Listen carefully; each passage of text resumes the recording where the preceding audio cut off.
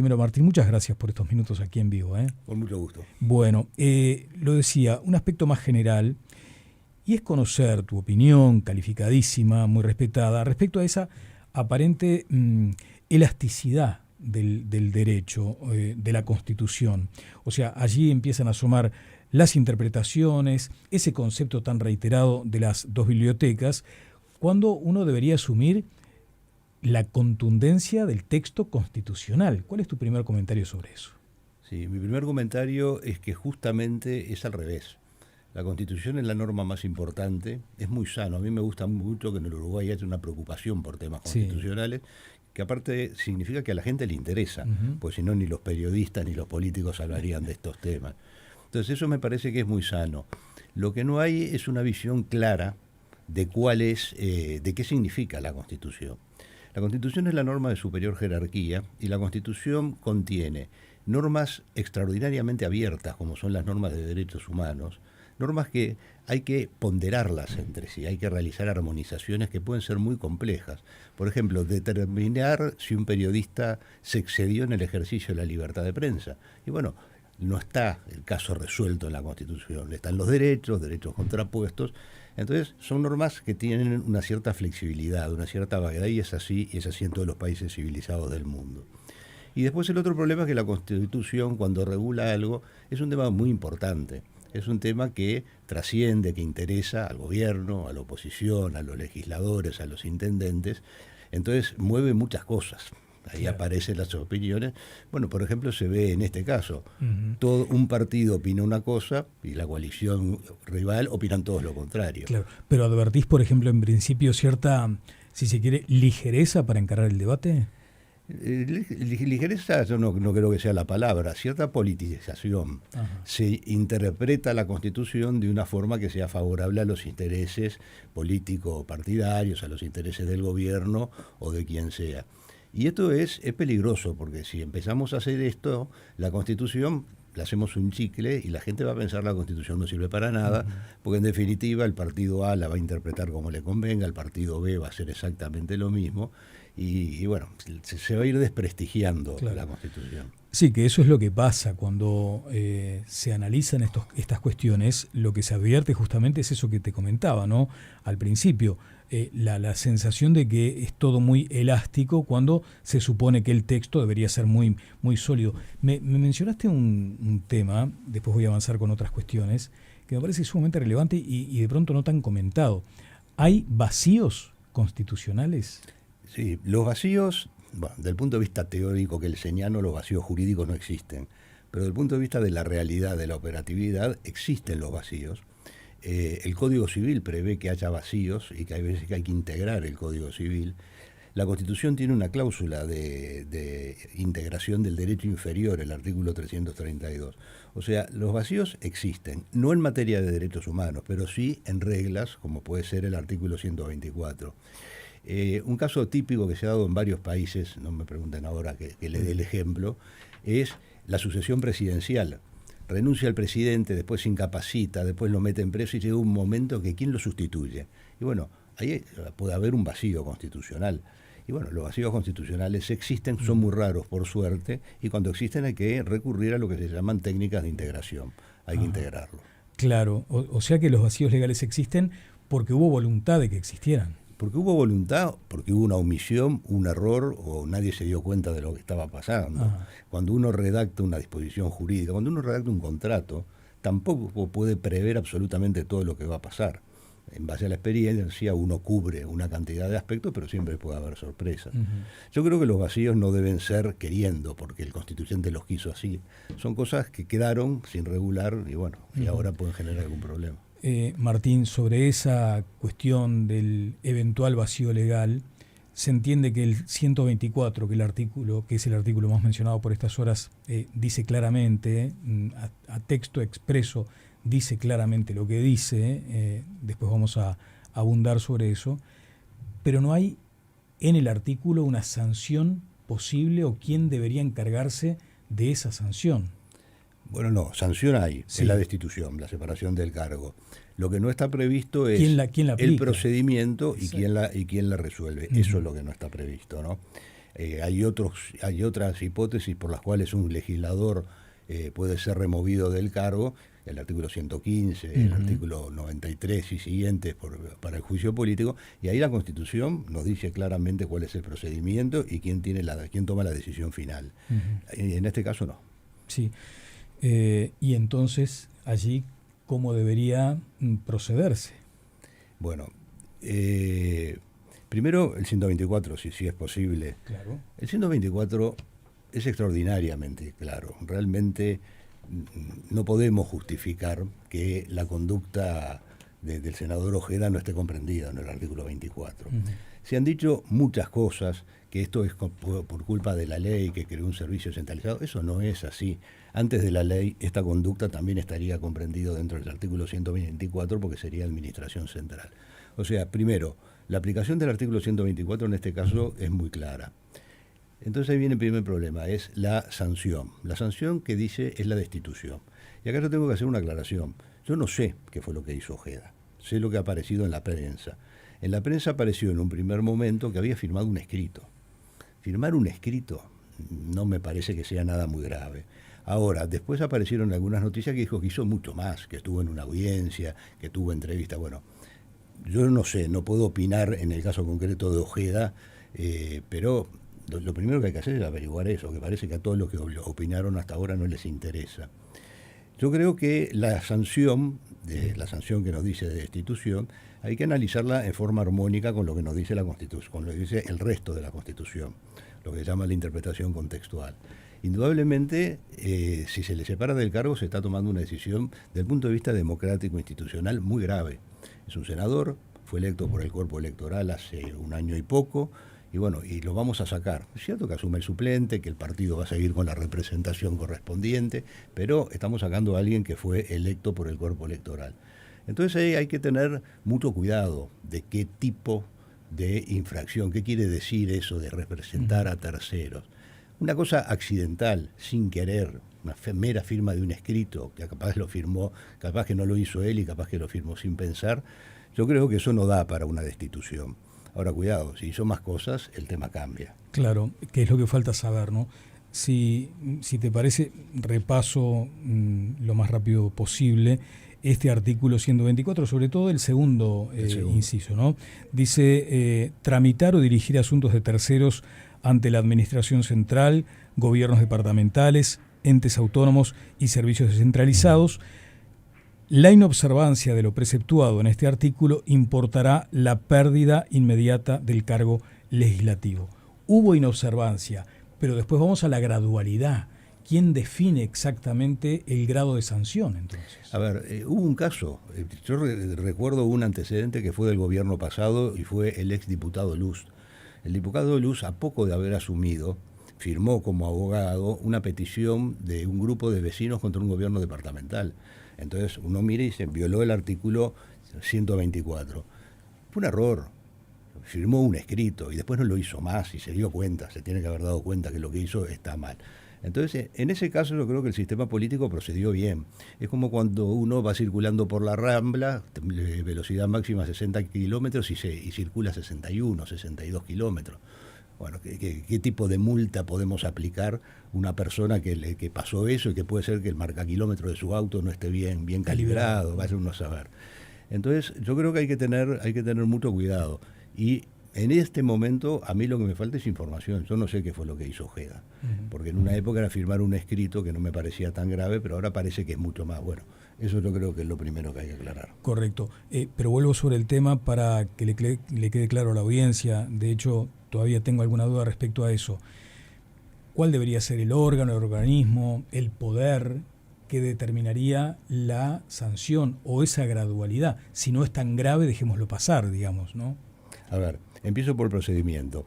Jiménez de Aréchaga, que hasta donde yo recuerdo es el único que ha escrito concretamente sobre el procedimiento del 124, Jiménez de Aréchaga decía que el procedimiento era el juicio político, que había que someter al legislador a juicio político, se le da una cantidad de garantías, hay una acusación ante la Cámara de Representantes, puede ejercer sus defensas, es decir, una tal cantidad de garantías y después resuelve el Senado por mayoría especial.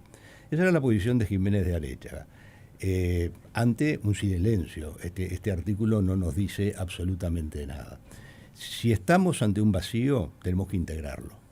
Y la integración nos lleva a que hay en la Constitución 2 casos en que un senador puede ser separado del cargo. El de juicio político, que señalaba Jiménez de Arecha, que es el procedimiento más garantista, y el otro este es nuevo en la Constitución, Jiménez de Arecha no lo analizaba, por supuesto, que es el del artículo 115. Cada Cámara puede separar a alguno de sus miembros, bueno, por afectar el buen nombre del cargo que ocupan, etcétera. ¿Pero allí por mayoría simple? No, por mayoría especial. Ajá. Por mayoría especial por un motivo, es decir, destituir a un legislador es algo muy grave. Claro. Pensemos en la historia de otros países de América Latina. En Uruguay creo que no pasó nunca, pero pensemos en la historia de otros países que al gobierno no le gustaba un legislador y lo echaban. Tienen que tener una estabilidad importante los legisladores. Entonces, yo lo que veo... O sea, sería peligroso apelar, en este caso, a mayorías simples a la hora de evaluar una destitución. Eso no me sirve para una interpretación contextual, pues eso no está previsto en la Constitución. Yo reconozco que el artículo 124, oración final, no establece el procedimiento. Tengo que integrar la Constitución. Y bueno, la puedo integrar recurriendo por similitud al juicio político, cosa que no me convence, o por similitud al artículo 115. Pero que una Cámara pueda destituir a un miembro por mayoría simple me parece una cosa verdaderamente peligrosa que nos retrotrae a épocas lejanas de Argentina y algún otro país del continente, ¿no? Y muy lejanas, ¿no? Es interesante el planteo que has realizado respecto a algo así como 3 pasos o 3 niveles para la interpretación. Me gustaría detenerme en eso, porque allí surge esta cuestión de las 2 bibliotecas. En cambio, la interpretación también es sana a la hora de evaluar la Constitución. Claro, esto yo me lo preguntó y se lo contesté a un colega tuyo. Porque es cierto que aparte de la discusión constitucional, parecía que en la prensa había como una discusión interpretación literal, interpretación no literal. Sí. Bueno, la respuesta es ni interpretación literal ni interpretación no literal. Uno de los pocos acuerdos que hay en derecho constitucional, que estamos todos de acuerdo, es que la Constitución se interpreta en 3 etapas. Lo primero es el texto. Hay que interpretar el texto y definitivamente no podemos eludir al texto. Respecto a este artículo 124, ha habido muchas interpretaciones que son en contra del texto, lo cual no es aceptable. Después hay que interpretar el contexto. Toda la Constitución, porque todas las normas constitucionales están interconectadas, entrelazadas. Y ahí el contexto, ¿qué nos diría en este caso? El contexto nos dice, sí, la separación de un legislador del cargo es posible, ahora, con ciertas garantías. Justino Jiménez de Arecha pensaba en el juicio político, que era la única herramienta que existía en aquella época. Ahora tenemos otra alternativa más que la del artículo 115. Y después viene la finalidad. La finalidad es evitar que los legisladores hagan presión o puedan influenciar en determinadas, la Administración Central, Poder Ejecutivo y dependencias, entes autónomos, gobiernos departamentales, y hay que ver la finalidad. O sea, el espíritu. Exactamente. Entonces, para saber si se violó el artículo 124, insisto, creo que es la 3ª vez que lo digo, pero me excuso por la reiteración, hay que saber exactamente qué fue lo que hizo el senador. Claro. Hay que ver bien qué fue lo que hizo, fue a audiencias, no fue a audiencias, tuvo entrevistas reservadas, firmó un escrito, parece que están todos de acuerdo en que lo hizo él el escrito, porque también muchas veces a mí me ha pasado firmar un escrito que hizo otra persona, ¿verdad? Entonces hay que ver más ese tema, ¿no? Está bien. Sí, ahora hay una comisión de Constitución que está analizando el caso para saber también cuál es el margen de acción que tiene ese grupo parlamentario. Y después han surgido por estas horas, Martín, temas como, por ejemplo, que debería haberse observado que prevalezca el derecho de trabajo del senador Ojeda en su condición de abogado. Sí, eso definitivamente es un error, es un argumento que no tiene ningún sustento. El derecho al trabajo, el derecho al ejercicio profesional, es un derecho que puede ser limitado por la Constitución y por ley. Hay muchas normas constitucionales que limitan el ejercicio profesional y hay muchas normas legales que limitan el ejercicio profesional. O sea que definitivamente no. Aparte, los que dicen esto en este momento, ¿qué decían hace unos meses con Balsa? Es el tema del argumento partidario. Lo uso ahora y después cambio y lo uso en el otro sentido. Por el caso Danza, dice usted. Sí, es lo mismo pero al revés. Es decir, en definitiva, la libertad de ejercicio profesional puede ser limitada por la Constitución y puede ser limitada por ley. Y no hay ningún problema en que eso ocurra. ¿El ejercicio del derecho penal es, digamos, algún elemento que agrave o atenúe esta situación? No, es que el Poder Judicial está fuera del artículo 124.